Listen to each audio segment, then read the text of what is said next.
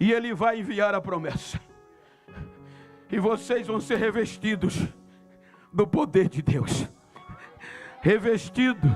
Veja que a palavra revestido tem um prefixo. Re é aquilo que já foi vestido. Lembra que eu disse ontem que Adão ficou nu, era revestido. A pureza do Espírito Santo ligava Adão a Deus. O pecado deixou ele nu. Agora a promessa para nós era que o que Adão perdeu ia ser devolvido. Nós íamos ser vestidos. É como eu perder o meu paletó e depois alguém achar e me dar de novo e eu ser revestido. Aí ele vai, pagou o preço, aí ressuscita no terceiro dia, e a primeira palavra é dar volta dele. Veja que ele vai restaurar. Ficai em Jerusalém, até que do alto sejais revestidos do poder. A força e a coragem viria dali, porque Jerusalém era o lugar mais impróprio de esperar a promessa. 90% do ministério de Jesus se deu na Galileia.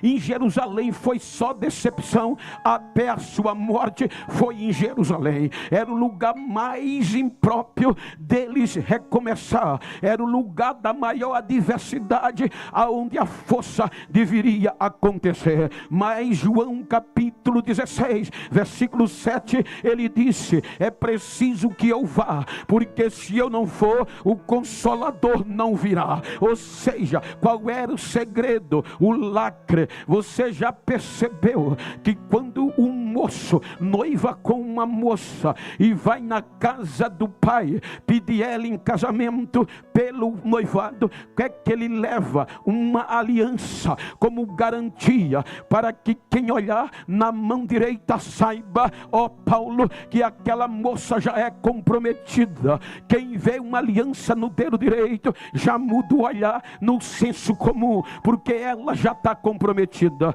Então aqui ele diz: é preciso que eu vá para que a garantia venha. Então ele renova a igreja, ele junta os discípulos e vai agora comprometer como propriedade sua. Quando ele vai a Deus, senta à direita do Pai, é condecorado, como nós falamos ontem. Ele diz: Pai, eu prometi à tua igreja, a minha noiva, que ia mandar o selo, a garantia, e não é para ficar e voltar, é para ficar com ela até o dia do matrimônio. Era o Espírito Santo de Deus. Por isso que Paulo escreveu na segunda carta, capítulo 1, versículo 20 por diante até o 22, que todas as promessas de Deus têm nele o sim, e foi ele que nos selou no coração com o selo do seu Espírito, com o penhor do seu Espírito.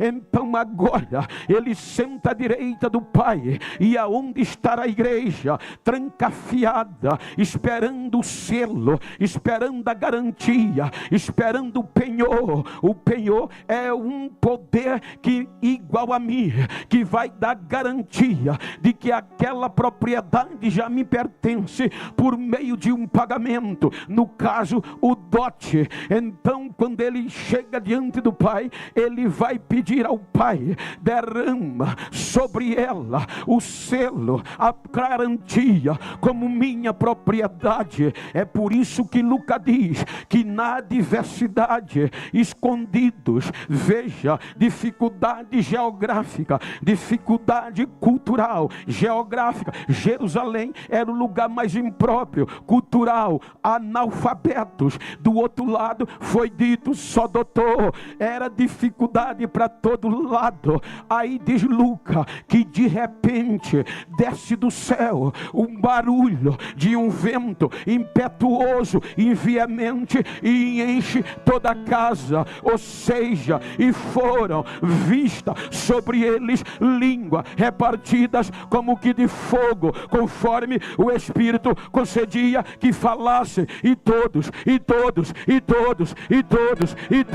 foram cheios do Espírito Santo de Deus. Ou seja, O Pentecoste foi o selo que Deus mandou por meio do seu Espírito, para que o Consolador venha. E qual é a função do Consolador no noivado? É que quando ele está, ele manda. Quando alguém quer chavecar a noiva, ele chega e diz: eu sou maior do que ele, eu sou melhor do que ele, eu te amo mais do que ele. Ou seja, quando a noiva está triste, ele renova. Quando a noiva quer desanimar, ele a levanta e diz: a proposta está de pé. Quando a dificuldade vem, ele está lá dizendo: a proposta está de pé. Eu sou a garantia que a promessa está de pé. A promessa está de pé. Quem tem esse selo? Quem tem esse selo? Quem foi selado pelo Espírito Santo de Deus? Ele vai para o Pai. E os anjos vêm e dizem: por que vocês estão perplexos? Este mesmo Jesus que vocês viram subir, ele voltará outra vez. Agora, gente, aonde esses homens foram buscar forças? Todas as dificuldades, o barulho do derramamento do Espírito, não era só zoada. A Bíblia diz que atraiu quase 6.000 pessoas na lógica humana. Doutores, sacerdotes, pessoas do mundo todo que estavam por conta do Pentecoste. E eles viam e ouviam e se maravilhavam, porque os analfabetos estavam falando simultaneamente, interpretação automática, 17 idiomas, contando as maravilhas de Deus e a maravilha que Ele fez por meio de Jesus. Agora são revestidos de uma força tamanha que, imagine, pastor Rodrigo não convidava ele nunca. Eu também não queria estar no culto que ele pregou, ou visando a visão humana, porque há cerca de 10 dias atrás se desviou, saiu da igreja desculhambando, espraguejando. Mas Jesus ressuscitou, não rasgou a credencial dele, não tirou ele do conjunto, não tirou ele do cargo, não expulsou ele, mas colocou ele de volta. E agora, cheio do seu Espírito, ele talvez não pregasse em nossas igrejas, mas quando ele ouviu alguém dizer: essa raça está bêbada, isto não presta nem para ser crente, ele diz: quem vai pregar a primeira mensagem sou eu. E cheio do Espírito, cheio de força, cheio de coragem, vai para frente e diz: ei, varões, judeus, israelitas, que habitais em Jerusalém, não tem ninguém bêbado aqui não, Senhor. Isto é o poder, é a promessa que Deus prometeu por meio do profeta Joel, que nos últimos dias ia derramar do seu Espírito sobre toda a carne. Isso que vocês estão vendo não é cachaça, é o poder de Deus por meio do Espírito Santo. Nem faz o convite, já tem quase 3.000 pessoas, inclusive sacerdotes, aceitando a proposta da volta de Jesus, aceitando a proposta do Evangelho.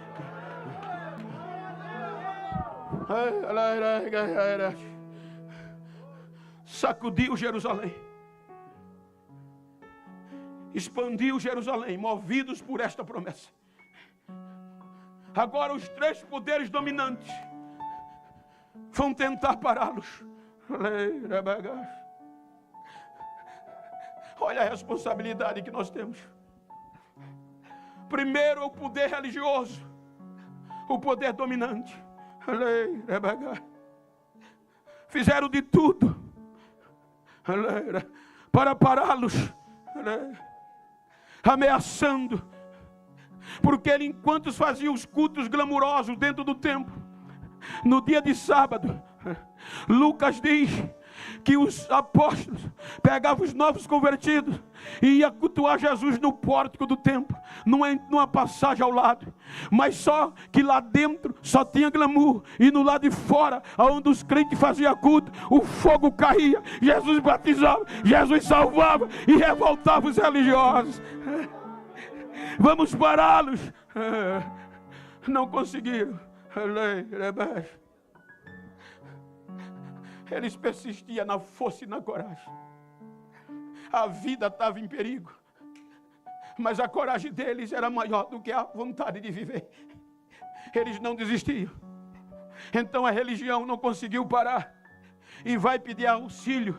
O segundo poder dominante para parar esta mensagem deste Senhor, que ele se chamava Cristo, o noivo.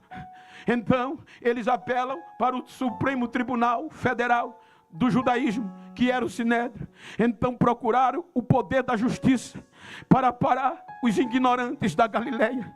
Ou seja, na ótica humana, eles não tinham como continuar, não tinham como vencer.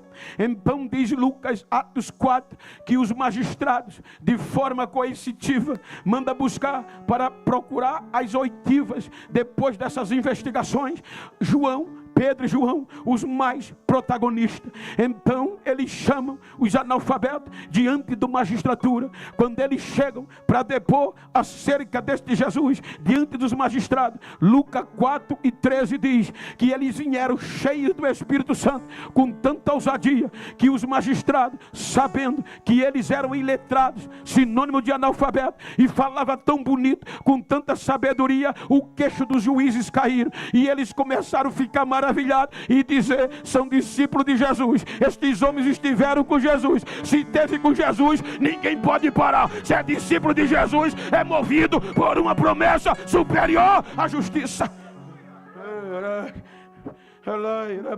Essa é a nossa história.